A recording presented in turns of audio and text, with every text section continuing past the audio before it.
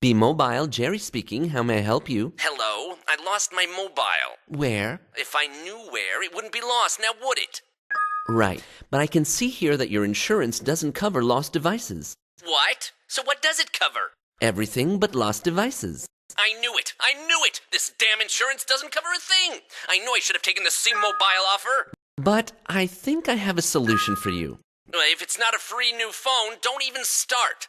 I see your premium plan is going to expire in 3 weeks. So maybe you can renew it with a better insurance plan and get a better smartphone for only $20 a month! Are you upselling me? No, sir. I want to speak with your manager. But, sir... Hey, I know you have this nice real-time speech analytics. Do you want me to say some magic words? Yeah? Like what? Like, I am disappointed with your company. A-Mobile, C-Mobile, D-Mobile, G-Mobile, or any other mobile competitors' names. Is it enough? Or should I use the, I am going to leave your company? No. Hello, this is Mike, the customer service manager here. How can I help you? Hey, Mike, it's Ben. Oh, Ben.